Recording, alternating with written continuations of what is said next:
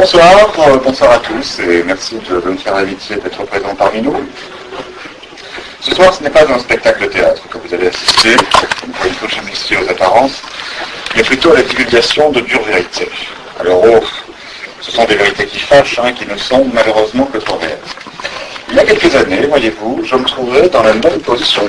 J'étais assis dans la salle et je m'imaginais vivre dans la réalité rassurante que nous vendent tous les jours les médias marchands aux ordres. Aux ordres, parce que c'est toujours celui qui paie les violons qui choisit la musique. Mais ce n'est là qu'une réalité factice, un décor de théâtre pour qu'on se tienne tous tranquilles. Le monde est une scène, écrivait Shakespeare, et sur la scène de nos vies se joue tous les jours une véritable tragédie, dont nous ne sommes plus vraiment les acteurs, mais plutôt les victimes, d'autant que le texte en est écrit par avance et en coulisses. Ces coulisses de notre réalité, je les connais pour être le fils de l'un des individus qui s'y agitent, qui ont tout pouvoir sur ce qui se passe sur la scène de nos vies. Ces coulisses, mon père m'y a entraîné beaucoup plus loin que je ne l'aurais souhaité, alors que je n'en demandais pas tant. Ces coulisses, je vais vous dévoiler ce qui s'y passe, et paradoxalement, ça se passera sur une scène. Ce soir, je vous y guide. Suivez-moi, je connais le chemin, et quand le rideau sera tombé, vous serez les seuls juges.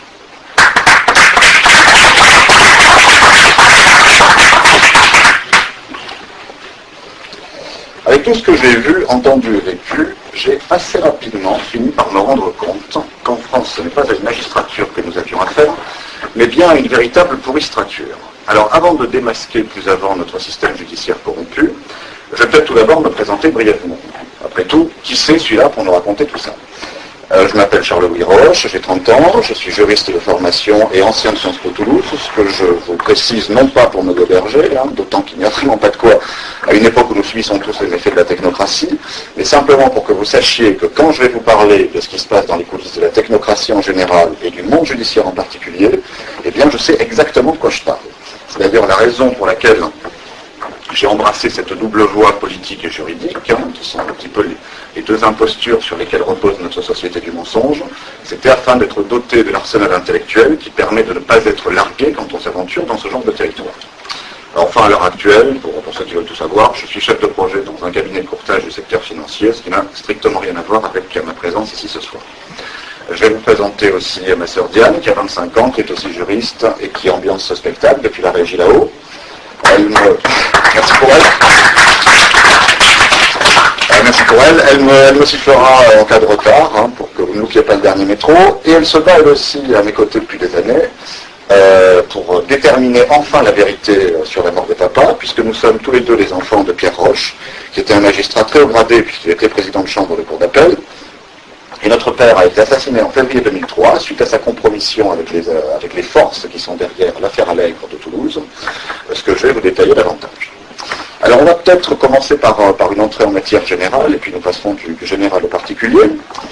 Tous les sondages de ces dernières années sont formels. Nous sommes à chaque fois systématiquement 70%, un minimum de 70%, à ne plus avoir la moindre confiance en la justice de notre pays. Suivant l'expression consacrée. 70% d'entre nous, donc, qui ont fini par se douter qu'il y avait décidément quelque chose de pourri dans notre magistrature, et encore la plupart d'entre eux ne connaissent-ils que la face visible de cet iceberg. Puisque moi, notre justice, je la connais beaucoup trop, et par expérience personnelle, pour avoir encore une quelconque confiance en elle, et quand on voit ce qu'on voit et quand on sait ce qu'on sait, c'est pas étonnant de penser ce qu'on pense. Pire encore, alors que dans un état de droit, seuls les criminels doivent avoir quoi que ce soit à redouter du système judiciaire, encore heureux, l'un de ces sondages va jusqu'à préciser que cette même écrasante majorité de nos concitoyens redoute, et à juste titre, grand plus à juste titre, de se retrouver un jour face à un juge qui est donc clairement identifié et reconnu comme une menace, alors que nous ne sommes certainement pas 70% de criminels. Mais cela vient du fait, que nous avons tous senti, au bas mot senti, il y a aussi ceux qui savent que sous les oripeaux des juges, se cache une nouvelle caste d'inquisiteurs qui se sont retranchés derrière un nouvel obscurantisme. Il y a d'ailleurs une transposition complète du modèle de l'inquisition moyenâgeuse. Je ne suis pas sûr que modèle soit le mot adapté, ce serait plutôt un anti-modèle dans notre système judiciaire actuel, qui d'ailleurs s'autoproclame de lui-même inquisitoire. Ils ont déjà joué. En effet, dans les deux cas, vous êtes persécutable à volonté, et pour des raisons qui la plupart du temps vous échappent complètement, par un frustré en robe, pour vous impressionner, cette robe, qui est armée dans un cas de la Bible et dans l'autre du code pénal, L'inquisiteur vous saoule de latin, le juge, lui, va vous assommer de jargon juridique inintelligible, dans lequel il y a beaucoup de latin d'ailleurs, qui n'est là que pour vous perdre dans ce que l'on est en train de faire de vos vies. L'inquisiteur peut vous soumettre à la question, le juge, lui, appelle ça une garde à vue. En tout cas, dans les deux cas, vous allez être maltraité par des soudards pour tenter de vous extorquer une confession. Confession, toujours ce vocabulaire religieux, là encore. Ça doit être cela que l'on appelle le sévice public. Et puis surtout, le juge comme l'inquisiteur disposent tous les deux du pouvoir. Ah, le pouvoir, le mot est lâché, ils n'ont que ça à l'esprit. Du pouvoir, eh bien, à la fois de ne pas avoir besoin du moindre prétexte pour envoyer n'importe quel malheureux au bûcher pour hérésie, et puis aussi celui, en sens inverse, eh bien, de pouvoir absoudre de leurs péchés les pires ordures, même quand on les a pris la main dans le sac. Ainsi, mon père ne s'est-il jamais gêné tout au long de sa carrière, à la fois pour faire les pires emmerdements aux gens qu'il avait emmenés, et aussi pour voler au secours des criminels, y compris dans des affaires où il y avait mort d'homme. Et voilà comment le pouvoir judiciaire, qui est censé rendre la justice et qui a été délégué, figurez-vous que nous sommes censés l'avoir délégué en droit, j'ai l'impression qu'on ne nous a pas demandé notre avis, mais enfin il est censé avoir été délégué pour servir, le voilà travesti par les hommes en robe, en instrument de domination, accaparé pour asservir et prendre le contrôle de nos vies. Cela alors qu'en démocratie, le pouvoir judiciaire n'appartient qu'au peuple, qui est seul souverain, au peuple auquel il a été confisqué par une caste de gens indignes, qui, avec toute leur morgue, se comportent comme s'ils étaient nos maîtres, alors qu'ils ne sont que nos serviteurs, et payés avec notre argent encore. J'ajoute que, sur le plan constitutionnel, les juges ne disposent pas de la moindre parcelle de légitimité, puisqu'ils se permettent d'exercer un pouvoir alors qu'ils n'en ont été investis par aucune élection, et tout cela hors de tout contrôle populaire et sans la moindre espèce de responsabilité. Alors la responsabilité, c'est un thème dont je vous parle davantage. Vous voyez, dans notre état de droit, nous sommes tous responsables de nos actes. Cela va de soi, et c'est parfaitement normal, encore heureux. Tous sauf les enfants, sauf les fous, et sauf les juges. Pour prendre un exemple édifiant, si vous songez par exemple au cas d'un chirurgien, qui lui sauve des vies, au lieu de les briser, surtout ne pas confondre. Un chirurgien qui, au bout de la 100e opération, commettrait en toute bonne foi une erreur sur la table d'opération. Chaque opération chirurgicale comporte un aléa, donc ça finit tôt ou tard par arriver, et il se retrouve avec un cadavre sur les bras. La personne n'était pas sauvable, ou un mauvais choix thérapeutique a été effectué, une fois encore en toute bonne foi. Il va se retrouver traîné devant un tribunal, où sa faute va être présumée, et on va le condamner à des dommages et intérêts qui vont lui faire bouffer la baraque. À côté de ça, vous avez le petit juge Burgot, qui a Outreau, qui n'est qu'un exemple entre mille. Je prends celui-là puisque c'est un des exemples les plus connus. Il y a toutes les affaires dont on ne parle jamais à côté. Des victimes de dysfonctionnement judiciaire, j'en connais un paquet qui ont été aussi maltraités par des juges moins connus de Burgot. Mais pour prendre l'exemple de Burgot, en voilà un qui peut envoyer derrière les barreaux très innocent que rien n'accuse dans son dossier qui est une véritable aberration, complètement surréaliste, brisant leur vie professionnelle et familiale, ainsi que celle de leur famille par la même occasion, causant même un suicide. Figurez-vous que pour ces résultats mirobolants dans cette affaire, il a été récompensé par une promotion au parquet antiterroriste de Paris, où sa capacité de nuisance se trouve décuplée. Et alors cette année-là, c'est quand même le bouclier, il a même touché la prime d'efficacité du ministère, qu'il a distingué pour en effet l'efficacité que confère le caractère expéditif de ses instructions, plus 8%, donc sur ces émoluments qui étaient déjà copieux. À ce compte-là, la justice chinoise, elle pourrait toucher des primes d'efficacité encore plus fortes, puisque là on vous flingue directement.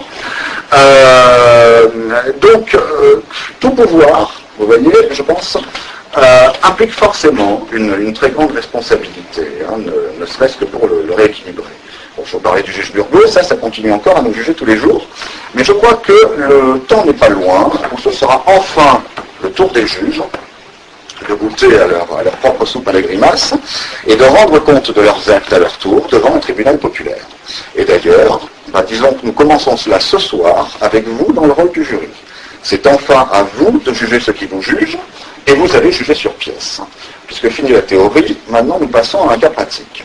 Alors comme nous n'avons pas le temps d'étudier la vie et l'œuvre des 7000 magistrats français, c'est dommage parce qu'il y a pas mal de cas intéressants, je vous propose de procéder par échantillonnage et de nous intéresser au cas de mon père et de sa clique, un cas qui est d'autant plus exemplaire de la pathologie du système que papa y était très haut placé.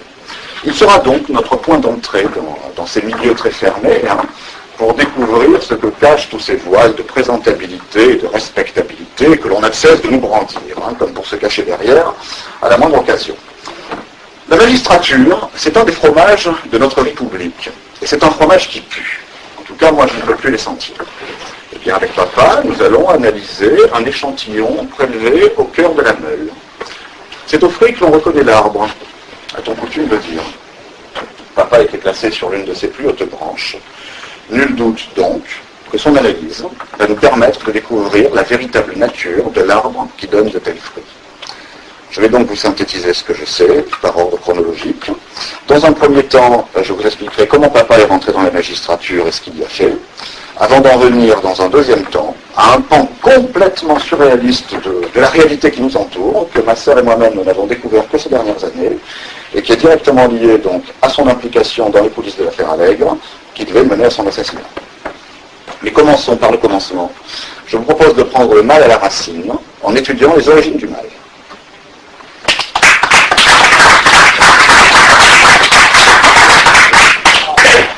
N'épousez jamais un juge. Eh oui, mesdemoiselles, je vous aurais prévenu. Et c'est bien là le premier conseil qu'aurait dû suivre ma mère. Alors, je vais vous planter le décor. Il était une fois, dans un milieu bourgeois de province, une jolie jeune fille à marier, ma future mère. Mon grand-père Jean Agé, je vais vous les situer brièvement, avait un cabinet d'expertise automobile à Béziers-dans-l'Hérault. Il établissait la cote des experts pour l'autojournal. Et surtout, il avait un carnet d'adresses qui était rempli à craquer de relations de Cognac et de Havane, y compris de niveau ministériel. Bon, ma mère avait une éducation religieuse, chez les sœurs avec les petits gants blancs. Bref, une petite famille, tout ce qu'il y a de plus conformiste, un peu trop sans doute pour son propre bien. Et c'est sur ces entrefaites que surgit du fond de la nuit, comme dirait l'autre, mon futur père, Pierre Roche, qui lui était issu d'un milieu très modeste, ce qui lui foutait copieusement les boules. Parce que mon père faisait déjà partie à cette époque-là de ces gens qui sont littéralement possédés par une volonté de domination du monde. C'est une pathologie que l'on retrouve chez les individus les plus divers. Alors on connaît surtout les noms de ceux qui ont réussi. Vous avez Napoléon, qui était possédé par ce démon-là.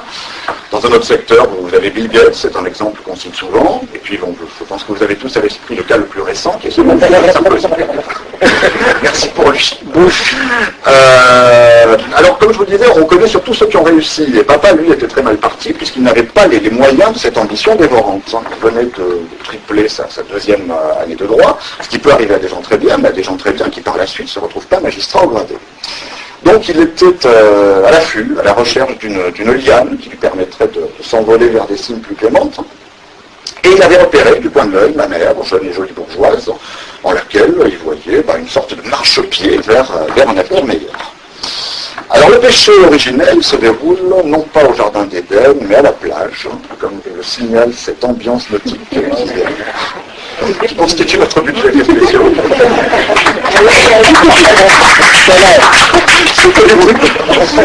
À la plage, donc, où ma mère, un beau jour, est en train de se baigner, elle ne se doute de rien, elle avance dans l'eau, et elle ne voit pas, foncer vers elle à vive allure, à la surface des flots, une paire d'yeux luisants de convoitise, papa, qui passe à l'abordage sur l'air de « Ouais, c'est tout !» Il y a des phrases comme ça, apparemment anodines, qui vous font basculer en enfer, on n'a rien vu venir. Donc l'eau est froide, plan de drague un petit peu bateau, mais nous sommes à la mer. Ils sont jeunes, ils sont beaux, ils sont libres, le courant passe, et passe d'autant mieux qu'ils sont tous les deux plongés dans l'eau salée, qui est un excellent conducteur.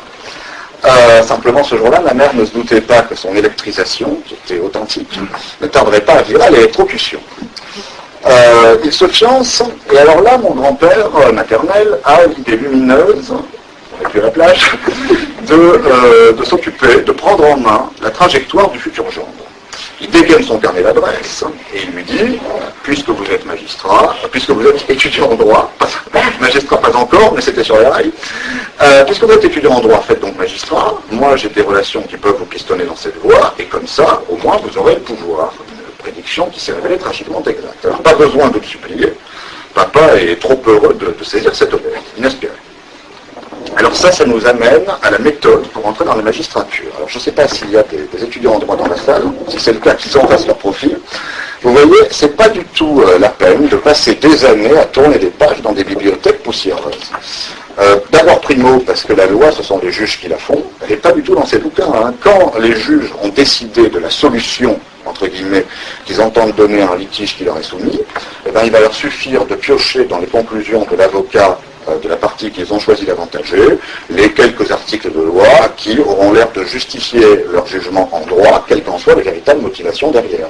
De toute manière, chacun des deux belligérants aura payé des honoraires à un avocat, qui aura fait quelques recherches, et il y a tellement de lois qui disent tout et leur contraire, et son contraire, que de toute manière, chacun aura trouvé quelques arguments qui vont dans le sens de son client. Et là-dessus, le juge n'a plus qu'à piocher pour dire, voyez, qu'il n'y a pas lieu à l'application de tel article, alors que, comme le dit Maître Trouchmuc, là, bravo, son client a raison, les conditions d'application de l'autre article de votre loi sont parfaitement réunies, et en voiture là-dessus.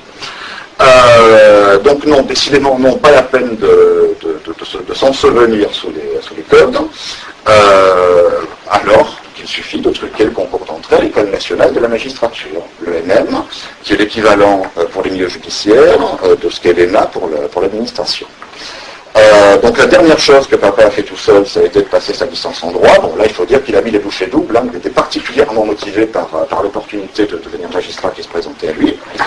Mais à partir du moment où il a eu sa licence en poche, obtenue tout seul, ça il faut lui rendre justice sur ce point, sa carrière a été mise en pilote automatique. Elle a été complètement fabriquée, c'est une carrière fulgurante hein, d'ailleurs, chaque fois qu'il y avait une promotion, elle était pour lui par préférence. Il avait priorité pour emprunter les ascenseurs qui menaient au grade suivant, il a parfois même sauté les classes.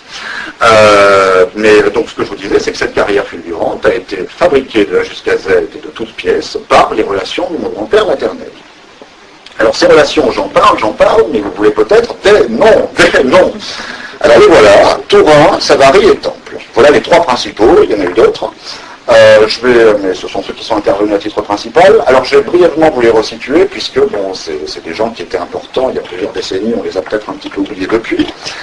Tourin, au moment où papa est devenu magistrat, il était conseiller juridique de l'Élysée et il était aussi magistrat très haut gradé à la Cour de cassation. Il avait le pied dans ces deux hémisphères.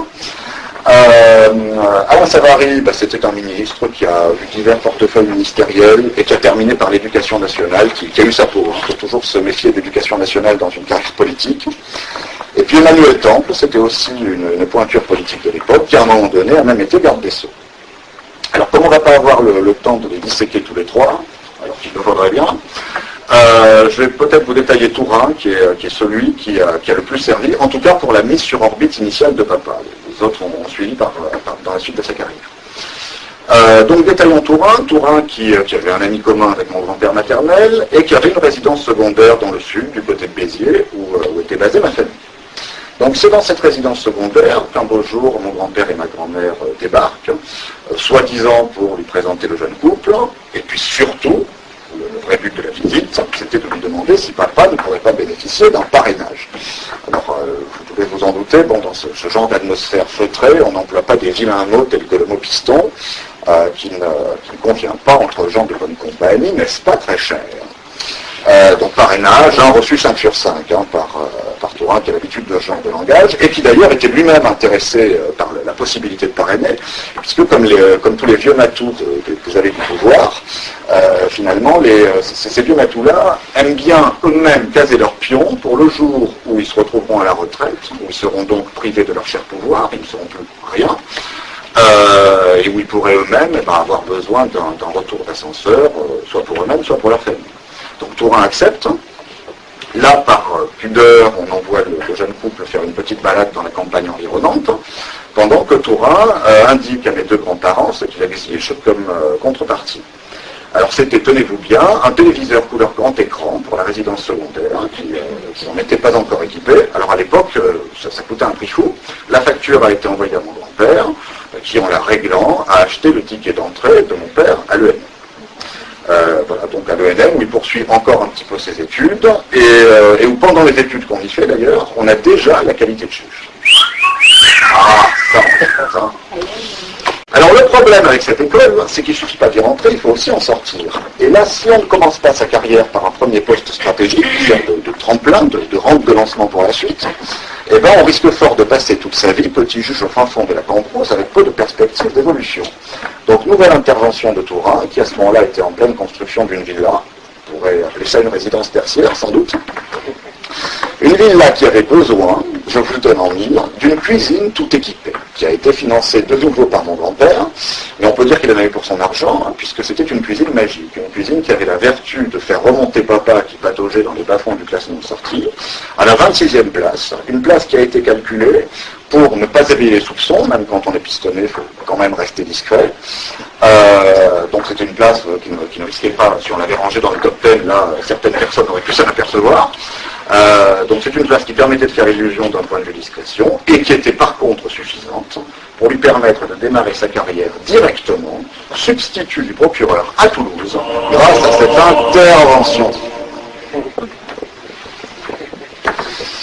Alors là, papa devrait être aux anges, c'est le cas de le dire, mais ma mère ne tarde pas à remarquer chez lui, comme chez un certain nombre de ses camarades de promotion, la manifestation d'un certain nombre d'effets psychologiques altérant le comportement. Hein, le vernis craquait, le masque tombe. C'est-à-dire que je ne sais pas exactement ce qu'on leur raconte à l'ENM, mais le fait est que des individus qui rentrent a priori normaux en ressortent avec l'esprit complètement reformaté et investis du sentiment, vous voyez, qu'ils sont des sortes de demi-dieux descendus sur terre pour répandre leur justice quasi-divine sur le bon peuple des simples mortels, sans jamais avoir de compte à rendre à personne et en ayant leur vapeur. Alors déjà que quand vous prenez un brave type, que vous lui donnez un flingue et une carte de flic, qui devient complètement dingue, qui se prend pour Starsky et Hutch réunis, on va vous connaître le phénomène, je vous laisse imaginer les effets dévastateurs de ce bout de tissu. Tous les pouvoirs, aucune responsabilité, mince, mais c'est la définition de la tyrannie. Et si le pouvoir rend fou, eh bien le pouvoir absolu qui est conféré par ce vêtement, lui, rend absolument fou. Et c'est ce qui amène papa, une fois qu'il a revêtu cette robe, qu'il a été possédé par ce vêtement, à devenir complètement odieux. Alors odieux tout d'abord, rappelons les choses par leur nom, hein, dans la sphère privée, que j'évacue aussitôt, puisque ce sont là des considérations dans lesquelles je n'ai pas rentré sur une scène publique. Par contre, ce qui va vous intéresser bien davantage, ce qui va intéresser bien davantage le citoyen qui est présent ici ce soir en chacun d'entre vous, ce sont les effets dévastateurs que peut avoir l'état d'esprit délétère des membres de la corporation dans l'exercice de leurs fonctions au quotidien. Alors, je vais tout d'abord passer assez rapidement sur un certain nombre d'aspects un petit peu folkloriques, mais ils font partie du sujet, hein, il faut quand même les aborder, puisque notre mère, pendant 11 années en tant que femme de magistrat, a pu observer, n'a pas tardé à découvrir tout un petit univers de merde. À l'atmosphère scrogneux pipi caca, où viennent se réfugier des frustrés de tout poil qui se faisaient baffer dans la cour de récré et qui, maintenant protégés par leur robe, ont une revanche à prendre contre la société des gens normaux. Il y a une atmosphère extrêmement sectaire qui est entretenue par le jargon dont je parlais tout à l'heure, par l'habitude aussi qu'ont ces gens de se marier entre eux, ça doit être cela que l'on appelle la reproduction des élites. Et puis alors il se monte le bourrichon, hein, vous pouvez imaginer le dialogue le soir avant d'aller se coucher. Dis donc chérie, tu as vu ce matin au journal officiel la réforme de l'article 42 ? Et elle lui répond, oh toi, arrête, tu me mets dans tous les états. Alors on n'y trouve pas que des couples, hein. Vous y trouvez par exemple aussi tout un contingent de vieilles filles à moustache, dont certaines qui sont juges aux affaires familiales. Alors autant demander à un eunuque que de juger les enfants des autres. Bref, toute une atmosphère assez malsaine qui fait ressortir ce qu'il y a de pire chez l'être humain, et dont le sérieux affiché, la robe est là pour ça, le décorum aussi, hein, tout ça à nos frais, mais dont ce sérieux affiché ne sert en fait qu'à dissimuler les pantalonnades les plus pathétiques. Alors je pense par exemple à cette habitude qu'ont certains juges, alors là je peux vous dire que mon père rigolait comme un bossu quand il a découvert ça, qu'ont certains juges, dès les premières chaleurs, ils siègent en audience, nus sous leur robe, avec les courants d'air qui font bousi-bousi par en dessous. Je pense aussi à ce collègue de mon père, qui avait l'habitude, ma mère a assisté d'ailleurs à une séance où ça se produisait, qui avait l'habitude de se curiner en audience et de bouffer sa production devant des justiciables qui avaient bien compris qu'il fallait faire celui qui n'a rien vu si on ne voulait pas se faire coller un outrage. Ce type-là n'arrive pas à la cheville d'un magistrat d'Agen, dont vous avez peut-être entendu parler. Celui-là, son kiff, c'était de se masturber pendant les plaidoiries des avocats, dont les effets de manche avaient visiblement le don de l'exciter au plus haut point. L'histoire ne dit pas s'il montait sur son bureau pour de pareilles démonstrations. Dans le même genre, vous avez un autre magistrat à Grenoble dont le hobby était de prendre des photos de stagiaires mineurs à poil dans les décors offerts par le tribunal. Et puis pour en terminer avec cette énumération, le pompon, si vous me passez l'expression, revient quand même au substitut du procureur de Bayonne, puisque ce type-là a été envoyé à un colloque en Allemagne, alors envoyé tout frais payé, aux frais de la princesse. Elle est là, la princesse, elle est dans nos poches vides. En plus, c'était un colloque sur la moralisation de sa profession, et là, il se débrouille pour piquer la carte de crédit d'une consoeur étrangère, carte de crédit qu'il utilise aussitôt pour aller s'envoyer des putes au bordel du coin. Alors je crois que la conclusion tombe d'elle-même. Si le bon roi Saint-Louis avait coutume de rendre la justice sous un chêne, eh bien la justice de nos jours, elle est rendue par des glands.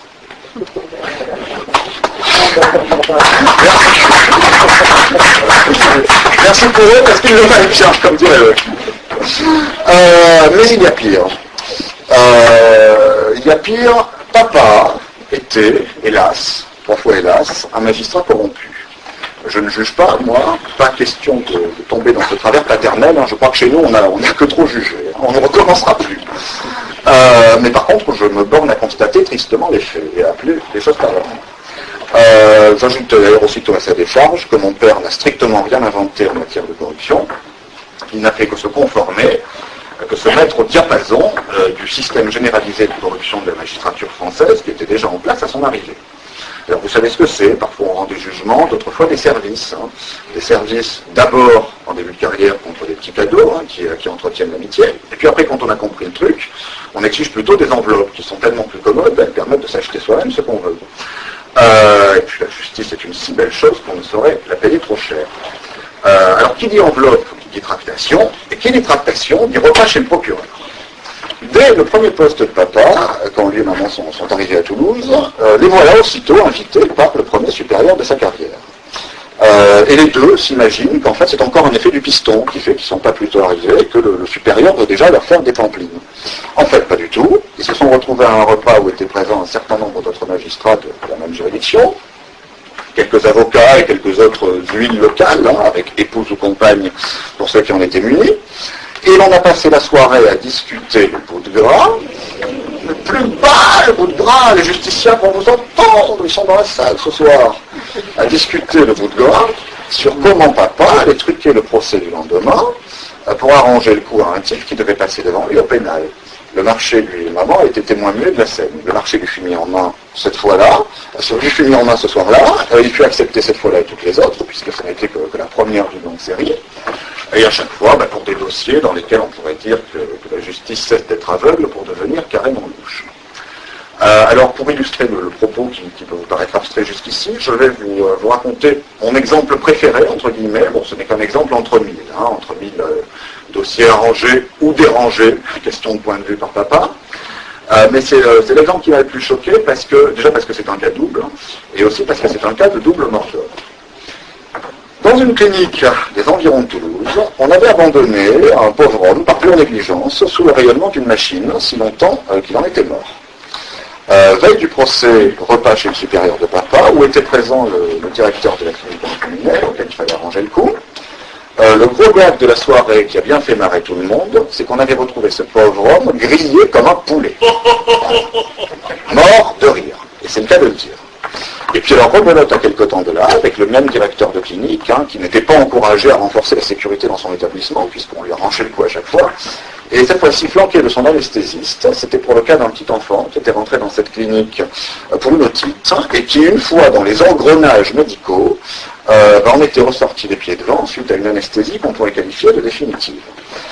Donc là encore, papa a arrangé le coup, et ce qui a le plus fait tomber notre mère à la renverse, c'est que lors de ce deuxième repas, la femme du supérieur de papa a passé la soirée à pérorer « Bravo Jean, pot, si vous saviez par qui vous êtes jugé !» Voilà, humour judiciaire, deuxième. Si vous saviez par qui vous êtes jugé, eh ben chiche, maintenant vous le savez. Vous êtes jugé par des tribunaux de loups qui se partagent les peaux des agneaux à la veille du procès. Alors, Au bout de 11 ans de ce régime, maman a tenu 11 ans parce que chez nous, on ne divorçait pas. Le divorce, pendant longtemps, n'était pas un choix possible pour des raisons religieuses et sociales. Qu'en dira-t-on? Donc à la fin, c'était invivable, donc elle se décide enfin à divorcer. À ce moment-là, aucun avocat ne veut la divorcer. Tous les avocats, vu qu'elle a la porte au nez, lui disent que c'est si délicat de divorcer d'un magistrat, et bref, qu'ils vont se retrouver avec un magistrat à dos. Donc pour que le divorce redevienne une possibilité, il a fallu de nouveau faire appel à un client de mon grand-père, en la personne de Maître Edmond Adjez, qui est l'ancien bâtonnier d'Alger, qui avait fait campagne pour Mitterrand, qui avait le bras extrêmement long, et donc quand Edmond s'en est mêlé, le divorce a été plié en quelques mois. Alors ce divorce, ça aurait pu être un électrochoc, réveillant le papa en sursaut de ce comportement, réveillant un peu le docteur Jekyll, si j'ose dire, dans le corps de Hyde. Il n'en a rien été, ça aurait pu être un carrefour, lui permettant de faire un retour sur lui-même et d'arrêter les dégâts tant qu'il en était encore temps, et il en était encore temps à cette époque-là. Pas du tout, ça en a même pris comme la brûlure, et il a même continué par la suite, à descendre les marches d'un escalier qui le menait tout droit en enfer.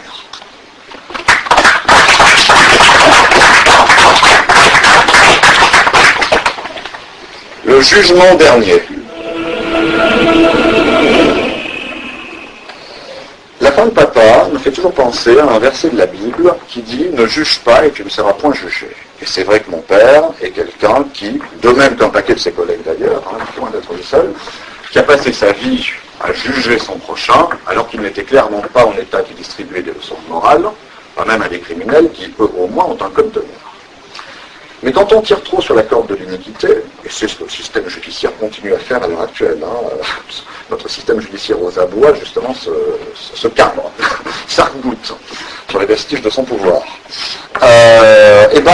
Tirer trop sur la corde de l'iniquité, ça revient à cracher en l'air pour que ça vous retombe dessus quelque part. Et c'est vrai qu'au bout du compte, ce qui ressort, c'est que papa se sera décidément donné un mal fou pour causer lui-même sa propre petite apocalypse personnelle. Comme on juge. À l'été 2002, nous sommes 20 ans après le divorce, papa est à 5 ans de la retraite dans la dernière ligne droite de sa carrière, lorsqu'il commet une extravagance totalement imprévisible.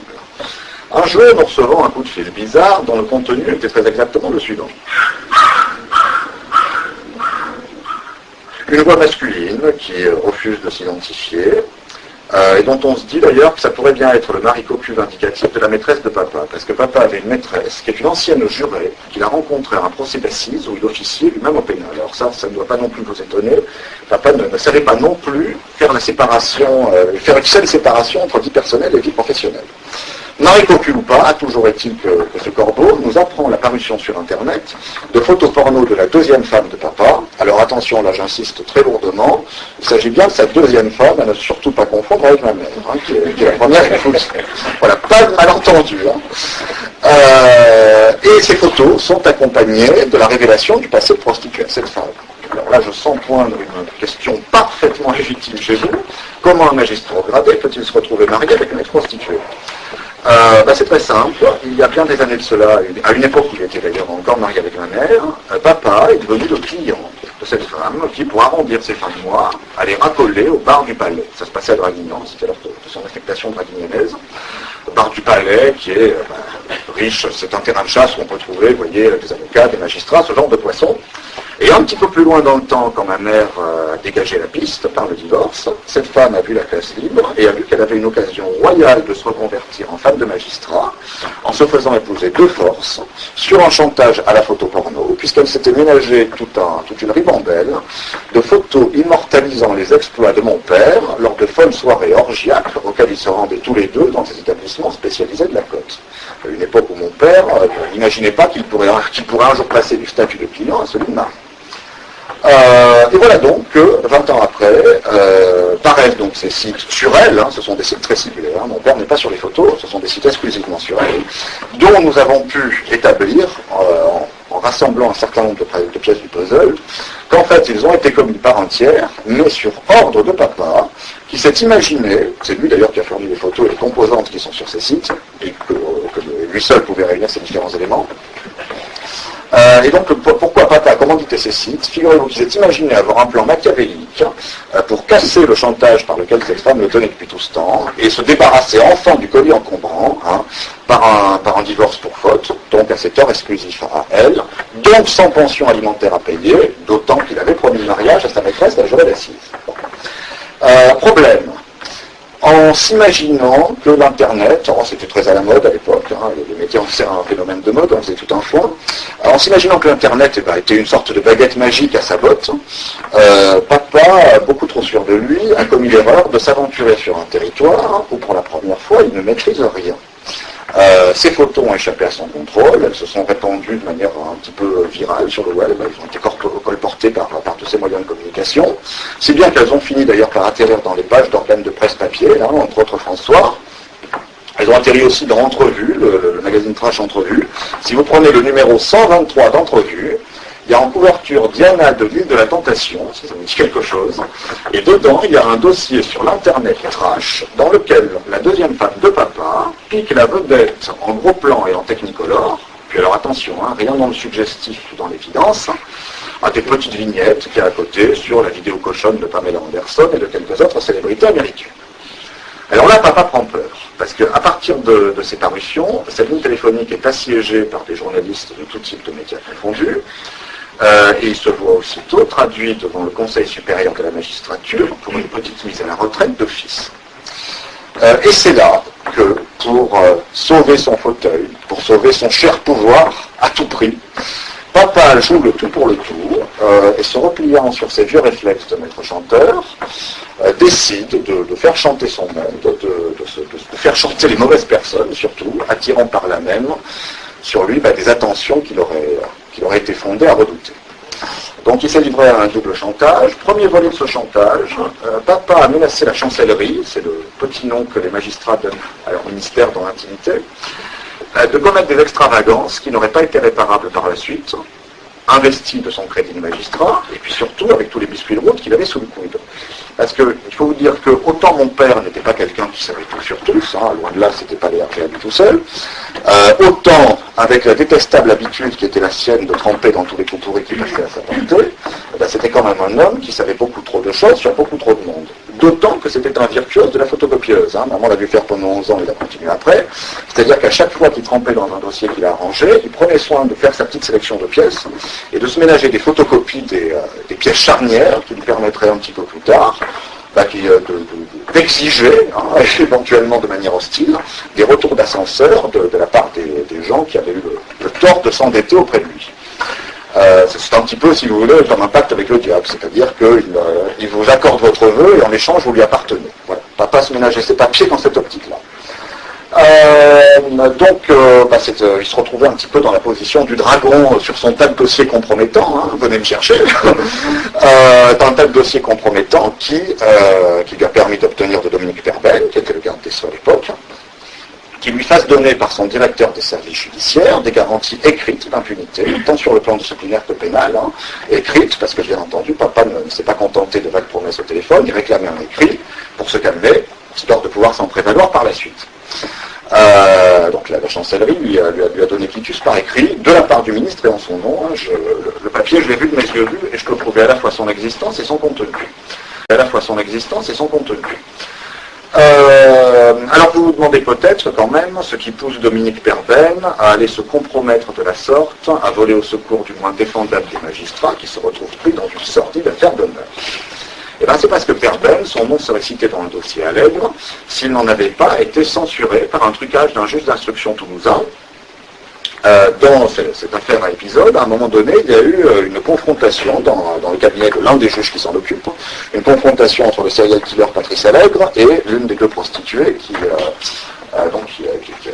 est accusée dans cette affaire-là.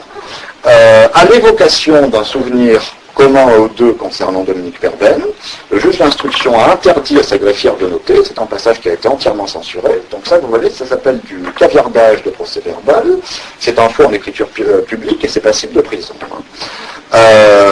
Donc Donc voilà une faveur dont n'a pas bénéficié Baudis, dont a bénéficié Perben. Bon, on voit bien que c'était Perben le garde des Sceaux à cette époque-là. S'il n'est pas dans le dossier, c'est simplement parce qu'il en a été tronçonné. Perben d'ailleurs qui ne s'est pas gêné à plusieurs reprises pour intervenir dans une affaire en cours. Après on ira nous parler de séparation des pouvoirs. Il est intervenu à plusieurs reprises dans cette affaire à Lège, toujours dans le sens de l'étouffement, faut-il s'en étonner, puisqu'on n'est jamais mieux servi que par soi-même. Et puis alors il n'y a pas de Perben dans la vie, encore heureux, me direz-vous. Deuxième volet du chantage, papa a débarqué un week-end à Toulouse chez un autre politicard de premier plan, qui est un vieil ami à lui, et qui appartient, d'ailleurs de même que Perben, au clan chiracien. Ce type s'appelle... Eh oui, parce que quand on dit son nom, il est tellement honteux qu'on ne peut pas prononcer son nom sans avoir tout de suite un procès aux fesses. Mais je suis sûr que vous l'avez reconnu, vous connaissez tous d'ailleurs son morceau de bravoure, qui consiste à s'inviter de lui-même, au pied levé, toutes affaires cessantes, aux 20h de TF1, pour venir y déverser 3 bons litres de sueur. Ce soir-là, il était poisseux. Je crois qu'on n'a jamais rien vu d'aussi découlinant à la télévision française. Et pour venir y gémir, avec sa gueule de boy scout et vissée dans son costard cravate, que non, il ne faut surtout pas croire les mauvaises langues qui prétendent qu'il aurait participé à des partouzes meurtrières. Alors ça, vous voyez, c'est la même tactique que celle du petit enfant, par exemple, qui se jetterait sur ses parents sitôt qu'ils sont rentrés à la maison pour leur assurer que c'est pas lui qui a piqué dans le pot de confiture. Papa débarque donc chez Baudis, oups, je l'ai dit, pour se livrer sur lui à d'amicales pressions. Alors, ça, c'est que papa avait un sens aigu de l'euphémisme, après toutes ces années dans les milieu judiciaire. Amical, pas si sûr, pression, à n'en pas douter, pour que Baudis s'assure que les photos porno de sa deuxième femme, si vous voulez, bon, cette affaire de fesses sur Internet, c'est une affaire grotesque, qui n'est que l'arbre qui cache la forêt, mais c'est ça qui nous mène dans l'affaire à nous. Donc papa demande à Baudis de faire en sorte de s'assurer, sous peine de représailles, que ces photos ne sortent jamais dans les médias audiovisuels. Et c'est vrai qu'à ce moment-là, Baudis, c'est le président du CSA, donc c'est le patron, quelque part, de l'audiovisuel français, l'équivalent moderne du grand inquisiteur, en tout cas en matière de censure, pour ce qui est des médias audiovisuels. C'est lui qui tape sur les doigts quand il y a quelque chose qui ne va pas. Donc il est craint, il a un pouvoir de répression sur l'ensemble des chaînes de télé et de radio. Et donc, écoutez, je ne sais pas comment Baudis s'y prend, je ne sais pas non plus d'ailleurs comment il peut s'inviter quand il veut au journal de TF1. C'est dommage que les innocents d'Outreau n'aient pas pu eux aussi se défendre en place publique à un moment où ils n'étaient pas encore en teule.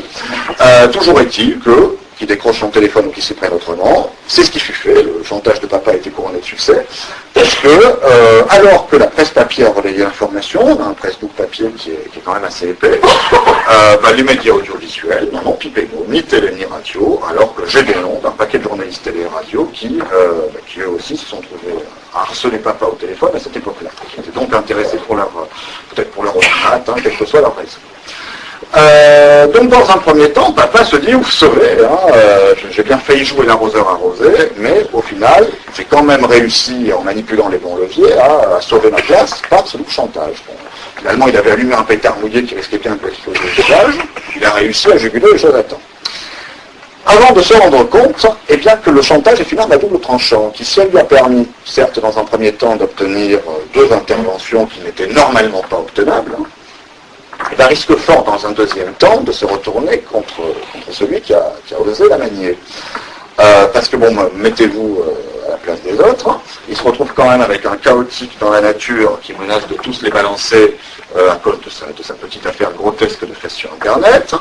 Donc dans un premier temps, oulala, les mains en l'air, ils ont fait tout ce qu'il a demandé, il fallait le calmer avant qu'il commette l'irréparable. Et puis ça, c'est pour mieux le zigouiller, si vous voulez, dans un deuxième temps, quand la poussière serait retombée, que les choses se seraient un petit peu tassées, et surtout qu'il attirerait un peu moins l'attention par ses extravagances. Tant qu'il était sous le projecteur, bien malgré lui, bien entendu, il n'était pas zigouillable.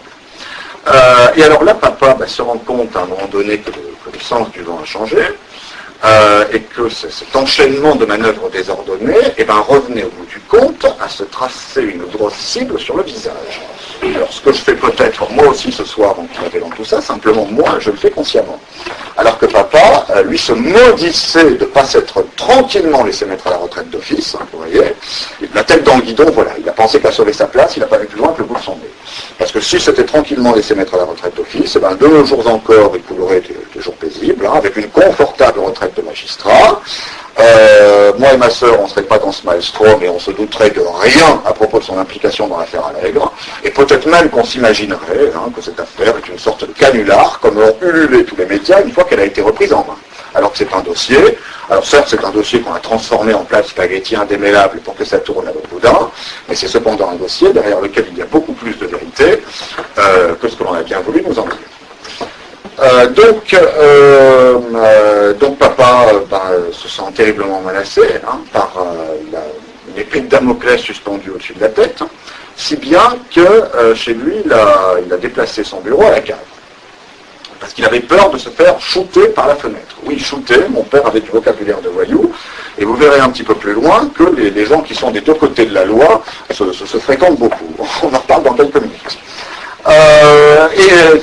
C'est donc dans ces circonstances, alors qu'il se trouve brusquement au bord du gouffre, et que le sol commençait à se dérober sous ses pieds, que papa, qui avait l'habitude de toujours tout maîtriser, et qui pour la première fois de sa vie ne contrôlait plus du tout sa trajectoire, se remanifeste brutalement dans ma chambre d'étudiant à Toulouse. Alors Toulouse, qui avait un véritable nœud dans cette affaire, qui est vraiment la ville où tout se noue. Déjà, c'est la ville où papa a fait ses études et aussi son service militaire. C'est la ville où il a eu son premier poste et ses premiers repas trucage de procès.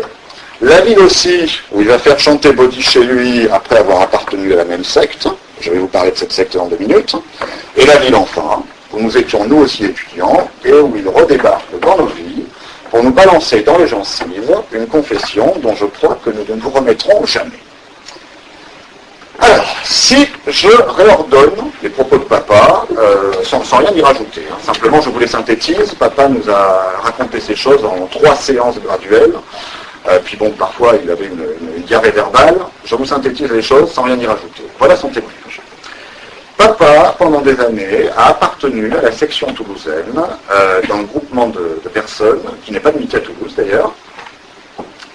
Il s'agit d'un groupe secret d'hommes de pouvoir qui appartiennent principalement, en tout cas, à 5 sphères d'influence. Lui nous a mentionné la politique, les médias, la finance, les milieux médicaux et un terrain de recrutement de choix, selon lui, les milieux judiciaires.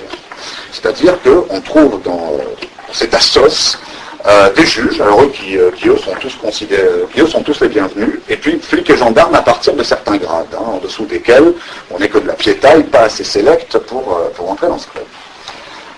Quelles sont les activités de cette organisation? Eh bien, elles consistent à organiser justement des soirées extrêmes, et c'est rien de le dire, qui sont de 2 types. Premier type de soirée, ce sont des soirées que je qualifie de festives, faute d'un terme plus adapté, qui commencent comme des partous entre gens de la haute société, et puis la nature de la soirée dégénère au fur et à mesure de l'écoulement de la séance, pour inclure du sadomasochisme et de la consommation de stupéfiants, qui sont censés augmenter le plaisir des participants, et puis alors aussi, figurez-vous, modérer la douleur de ceux d'entre eux qui réclament des sévices.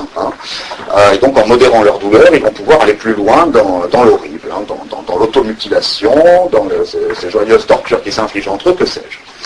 Ça leur permettra de battre des records. Et puis alors, le bouquet final de la soirée, le clou, si vous me passez l'expression, c'est quand on traîne dans la pièce des victimes humaines, qui sont issues des couches les plus basses de la société, qui ont été choisies dans des catégories de population qui sont en rupture de lien social et familial, de sorte que personne ne se souciera de leur disparition, et que toute enquête à leur sujet sera plus ou moins vouée à l'échec dès le départ. J'ajoute d'ailleurs que les membres de ce groupe, de par les niveaux d'influence qu'ils ont, sont toujours à même, certaines affaires menacées d'éclater, de les étouffer dans l'œuf en manipulant les leviers qui sont les leurs dans l'appareil d'État. De toute manière, c'est le réseau, et ce groupe fonctionne de telle manière qu'ils se tiennent tous par la barbichette. Alors, quelles sont les catégories de personnes visées? Papa, je sais m'adresser une brève typologie. Ce sont des prostituées, parfois mineures. Alors des clodos, voilà comment un magistrat, soit dit entre parenthèses, appelle des sans domicile fixe, alors qu'il est aussi à leur service techniquement. Et puis alors ce qui est peut-être le top du cynisme diabolique, les familles d'étrangers en situation irrégulière, qui, n'ayant pas d'existence légale sur notre sol, eh bien, sont en effet des candidats idéaux pour disparaître sans laisser de traces. Quel est le sort réservé à ces victimes par ce groupe de prédateurs? Il n'y en a qu'un. Il s'agit de leur mise à mort filmée, qui sert de toile de fond à un trafic de cassettes vidéo illégales, dans lesquelles on tue pour de bon des vrais gens, qui sont vendus sous le manteau à des prix fous, paraît-il, qui les réservent donc d'emblée à une clientèle fortunée, hein, de riches dégénérés amateurs de sensations fortes. Et là encore, c'est rien de le dire. Puis alors, dernière précision sur ce point, figurez-vous que zigouiller quelqu'un, apparemment c'est rapide, hein, ça ne prend que quelques minutes. Donc pour quelquefois en faire un film, on fait durer le plaisir, si j'ose dire, en soumettant les victimes du jour. Alors à toujours la même procédure. D'ailleurs, il y a quelque chose de technocratique là-dedans. Je me dis que leur degré d'éducation se voit même dans ce genre de détails. C'est-à-dire que les films racontent tous la même histoire. La caméra tourne, et là on traîne dans la pièce la victime du moment. Ensuite, elle est successivement humiliée, quoi que ça veuille dire, violée, torturée et mise à mort. Et puis alors là, cette mise à mort, c'est la happy end à la fois du film et de la soirée qui a servi de cadre à son tournage. Voilà pour le premier type de soirée. Alors à côté de ça, vous avez un deuxième type de soirée, alors déjà des soirées qui sont beaucoup plus formalistes, tout d'abord parce qu'il y a un calendrier, il y a des dates spéciales pour ça. Un calendrier où ces gens se réunissent pour des cérémonies que j'ose pas appeler religieuses, hein, ou alors c'est anti-religieuses, des cérémonies de type mystico-ésotérique, disons magiques, voilà, des cérémonies magiques, qui sont présidées par un célébrant. Alors là, je ne serais pas capable de vous dire s'il s'agit du grand prêtre du serpent à plumes ou de je ne sais quelle autre aberration. Toujours est-il que dans la bouche de papa, c'est un célébrant. Un célébrant qui sacrifie des animaux pour le tournant, et puis, je pense que vous l'avez senti venir, pour les grandes occasions, ces sacrifices humains de proies, donc capturés dans je ne sais quel bas-fond toulousain. Il y a un équivalent local de la communion catholique. Alors je sais que la comparaison peut vous paraître audacieuse, mais on se raccroche un petit peu à ce qu'on connaît, qui s'appelle la scarification de l'adepte. Alors en quoi ça consiste? Eh bien, on vous entaille le poitrail à l'aide d'un couteau cérémoniel, hein, qui a été spécialement enchanté ou désenchanté pour cet usage. Hein. Ne pas faire ça, surtout avec un canif ou le premier couteau à pain venu. Avec cette lame, on vous trace, on vous grave, j'ai envie de dire, dans les couches supérieures de l'épiderme, des sortes de figures géométriques qui sont censées relier des points névralgiques qu'on aurait sur le corps. Alors écoutez, moi quand il m'a parlé de ça, ça m'a tout de suite fait penser à l'acupuncture. Je ne sais pas si c'est les mêmes points ou pas, mais il y a peut-être une pensée commune derrière ces deux modes de pensée. Et puis alors donc on est censé, une fois qu'on est muni de la figure, on est censé en ressortir grandi. C'est une sorte de rite de passage, un rituel qui d'ailleurs explique peut-être bien pourquoi dans l'affaire Allègre il y a tellement de cadavres qui ont été incinérés manu militari, à commencer par celui de papa, je vais vous en parler. Donc ces deux types de soirées, elles se déroulent dans des lieux qui sont situés à Toulouse ou en proche banlieue, en tout cas pour la section toulousaine, celle que fréquentait papa, dans des lieux souterrains qui disposent de salles qui sont dont l'usage et l'accueil de ces soirées-là. D'ailleurs, elles sont spécialement équipées à cet effet, hein. C'est-à-dire qu'on y trouve de quoi attacher et torturer son monde, tout l'attirail du parfait petit Torquemada.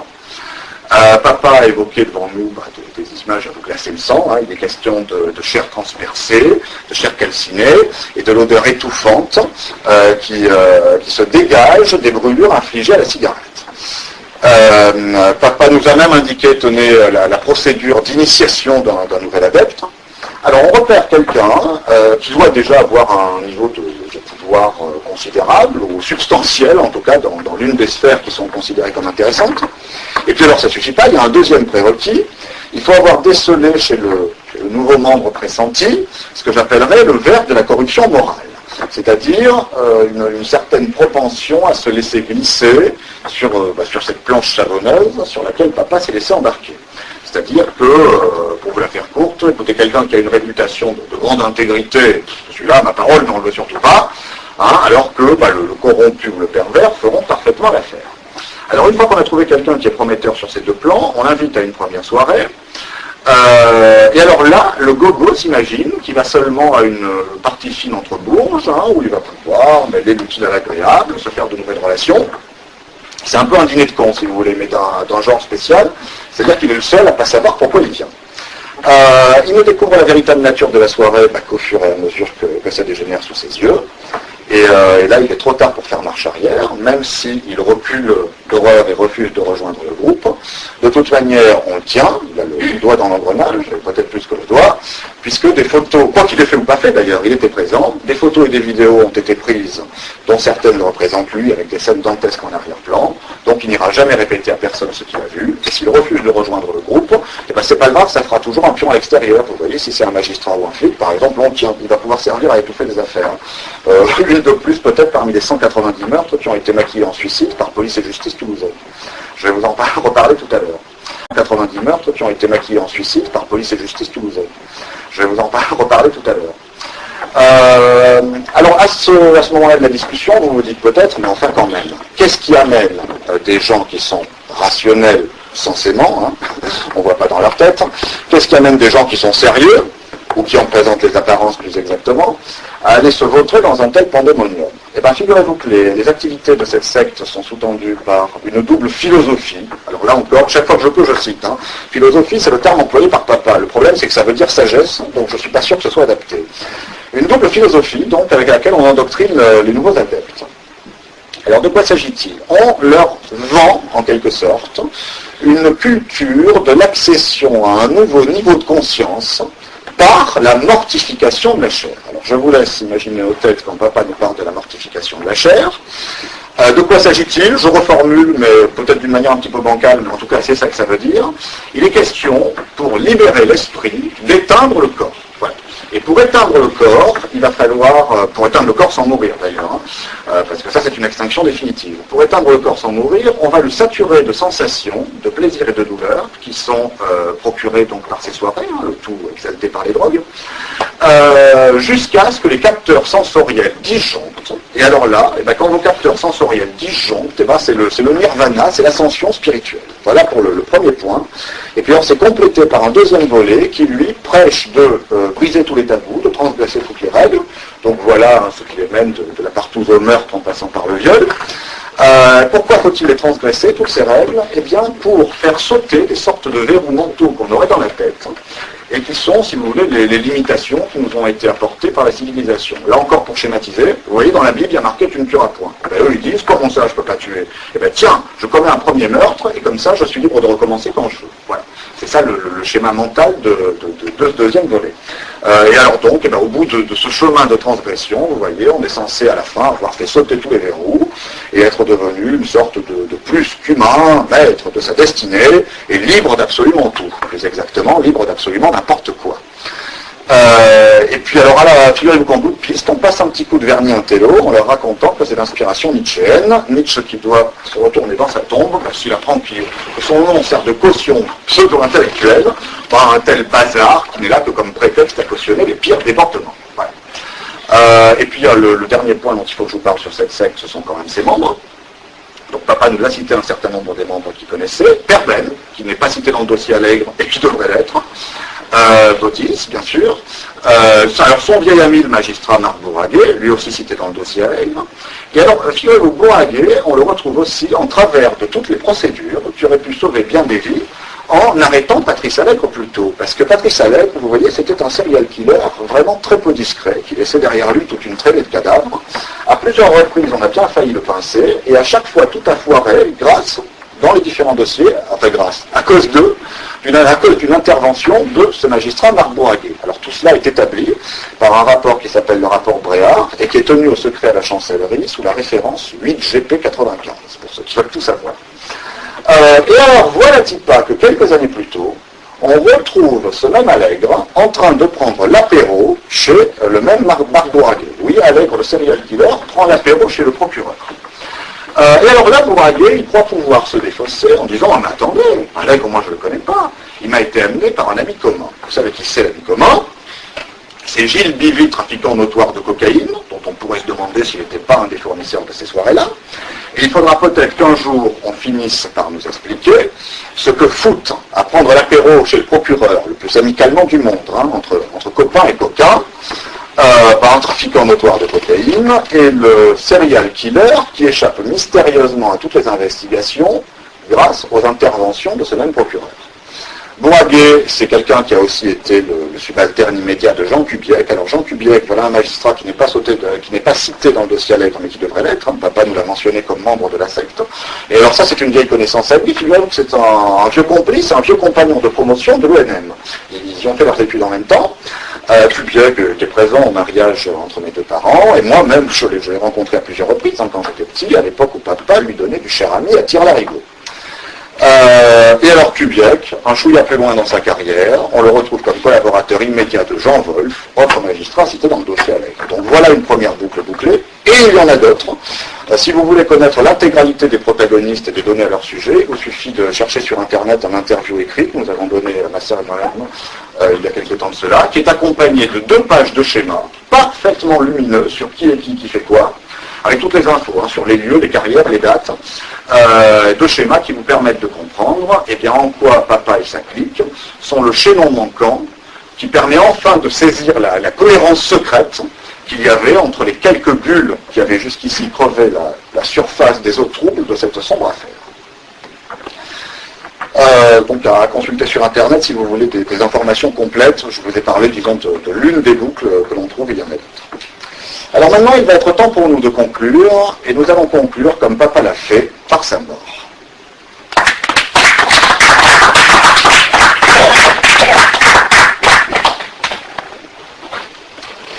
Papa serait mort en février 2003.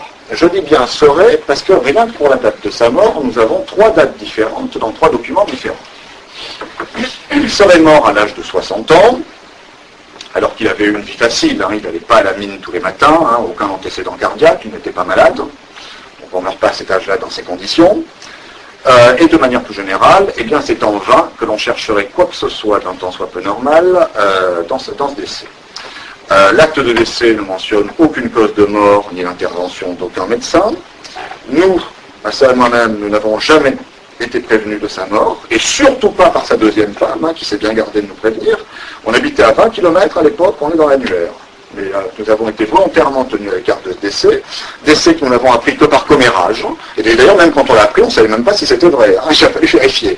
Que par commérage, une fois qu'il était trop tard pour assister aux obsèques, qui ont eu lieu en toute hâte, c'était du rapide. Trop tard aussi pour demander une autopsie que nous n'aurions pas manqué de demander, surtout après de telles révélations, parce que papa avait été incinéré manu militari, le jour même des obsèques. Je vous disais, c'est du rapide, c'est même de l'express. Incinéré contre sa volonté, je pourrais vous détailler en quoi papa était contre, incinéré derrière notre dos, alors que nous sommes ses seuls parents de sang encore vivants depuis la mort de son père en 98, on est obligé de nous consulter.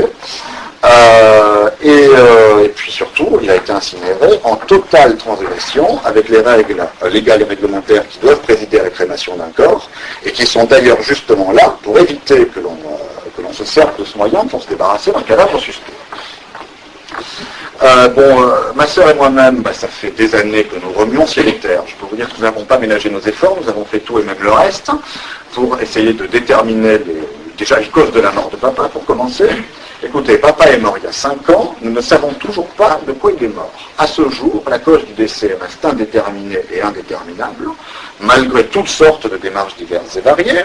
Par exemple, nous avons envoyé à la veuve, entre guillemets, un huissier pour lui faire une sommation interpellative, pour lui poser cette question-là. Nous envoyons un huissier demander de quoi il est mort. Cette information nous est due de plein droit. Elle a refusé de répondre. Face à notre huissier, elle a été saisie de peur panique. Elle a tout de suite appelé devant lui, sous ses yeux, un avocat pénaliste, donc plutôt spécialisé dans les affaires de meurtre, et qu'elle avait prévu d'avance d'ailleurs. Donc rien de ce côté-là. Toujours rien sur les causes de la mort, malgré notre saisine du garde des Sceaux, qui n'ose pas nous répondre depuis des années, pas plus qu'il n'ose répondre aux 15 parlementaires, députés, sénateurs confondus qui ont sur ce dossier. Rien malgré 3 questions écrites posées au journal officiel par 3 autres parlementaires. Rien malgré 3 saisines de 2 médiateurs de la République différents, que sont Stasi et Delevoye. Si vous avez un petit problème pour obtenir un papier auprès d'une administration, là vous pouvez y aller, allez voir le médiateur. Mais alors ce genre de dossier, pas touche, pas question de le traiter, et rien, toujours rien, malgré toutes sortes d'autres démarches diverses et variées. Face à nous, c'est le mutisme absolu. On ne fait même pas face à un mur, parce qu'un mur nous renverrait la balle, alors que de cela, il n'en est même pas question.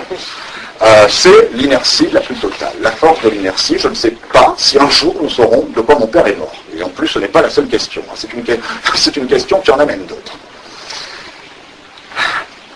Quand, vous voyez, bon, papa, quoi qu'il ait fait, c'était quand même mon père. Et je n'en avais qu'un. Un père, c'est irremplaçable. Lorsqu'il est venu nous voir, ma sœur et moi, à Toulouse, son repentir était sincère. Je vous présente papa. Voilà très exactement ce qu'il reste de lui. Même ses cendres ont disparu. Vous voulez savoir ce qu'il y a derrière toutes ces affaires dont on entend beaucoup parler ces dernières années, Allègre, Dutroux, Fourniret, Chanal, les disparus de Lyon, et puis toutes celles dont on n'entend jamais parler? Eh bien, elles suivent toutes le même schéma. Dans un premier temps, la justice couvre et truque. Pour prendre l'exemple de l'affaire Allègre, vous voyez, les années Allègre à Toulouse, c'est 190 meurtres qui ont été maquillés en suicide par police et justice, et le plus souvent les deux mêmes médecins légistes, qui d'ailleurs n'ont jamais été inquiétés. On retrouve toujours les mêmes, et vous voyez à notre époque, les gens ne les assassinent plus, ça posait trop de problèmes, on les suicide. C'est tellement plus simple, on peut classer le dossier de suite. Et puis un jour, cette accumulation de suicides ne tient plus. Et alors là, il est temps de tous les résoudre d'un coup d'un seul par la baguette magique du maniaque. Alors ça, le serial killer, c'est une explication qui est encore plus commode. En plus, c'est à la mode, ça nous vient d'outre-Atlantique, et c'est le lampiste parfait. C'est le dingo qui a tout fait. Pourquoi? Mais parce que c'est un malade, pardi. Circulez, il n'y a rien à voir, ne cherchez pas plus loin. Et n'essayez surtout pas de remonter jusqu'à nos maîtres, qui sont les commanditaires dont les Allègre, Fourniret et consorts ne sont que les exécutants de 50e zone, fournisseurs de chair fraîche pour leur soirée en enfer. Ce qu'il y a derrière cette affaire, ce qu'il y a derrière ces affaires, ce sont les protections politiques jusqu'au plus haut niveau de l'État, sur la pédophilie et les enlèvements de personnes, qu'il y a dans ce pays et dans bien d'autres, protection dont continue d'ailleurs à bénéficier à notre époque, une liste de 71 magistrats pédophiles, qui est tenue au secret à la chancellerie, 71 magistrats pédophiles qui sont sciemment couverts et maintenus en fonction. Et je dirais même qu'ils sont d'autant plus couverts et maintenus en fonction que maintenant ils sont devenus très utiles. Maintenant qu'on a un dossier sur eux et qu'ils sont sur un siège éjectable, eh ben, ils vont faire exactement ce que le pouvoir leur dit. Alors après ça, allez vous étonner que par exemple parmi les magistrats du procès Colonna, qui est un procès éminemment politique, on retrouve Marc Bourraguet dont je vous parlais tout à l'heure. Peuple, on te trompe. En venant nous faire ces révélations, papa, en soulevant le voile de ces réalités terrifiantes, je crois que papa n'est pas mort pour rien et qu'il nous a donné de quoi racheter ses péchés. Ma sœur et moi-même, cela fait des années que nous nous battons pour la vérité, pour la terrible vérité. Nous n'aurons pas de repos tant que nous n'aurons pas fait toute la lumière sur la mort de papa et sur ce qui se passe réellement dans ce pays. Les magistrats ne veulent pas me rendre justice. Eh bien, moi, je n'ai qu'une seule chose à leur dire. Messieurs les juges, abjection au tronc.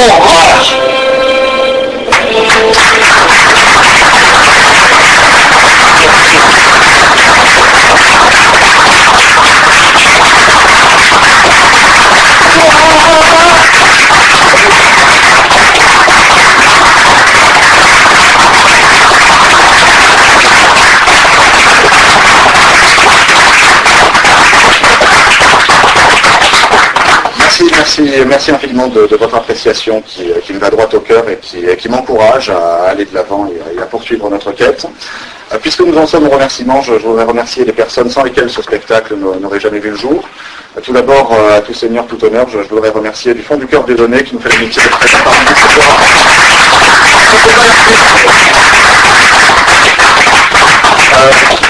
Merci aussi à DJ Diane qui a ambiancé ce soirée. Je voudrais aussi remercier Pierre qui vous a fait la petite annonce de début de spectacle. Merci pour tout, Pierre. Pierre donne une scène ouverte ici même tous les premiers dimanches du mois à 18h. Allez-y, c'est très réussi. Et il se tiendra à la sortie avec un chapeau pour ceux d'entre vous qui souhaitent participer aux frais du spectacle. C'est un spectacle non lucratif, mais ceux d'entre vous qui souhaitent y participer peuvent le faire, qu'ils en soient remerciés. Je voudrais aussi vous dire que si vous souhaitez discuter plus avant de ce qui s'est dit ce soir, je suis disponible dans 3 minutes au bar autour d'un verre, on peut en parler. D'autre part, je me permettrai de vous demander un petit acte militant pour la cause. Je crois que ce spectacle peut connaître un certain nombre d'effets, peut changer les choses ou contribuer à les changer.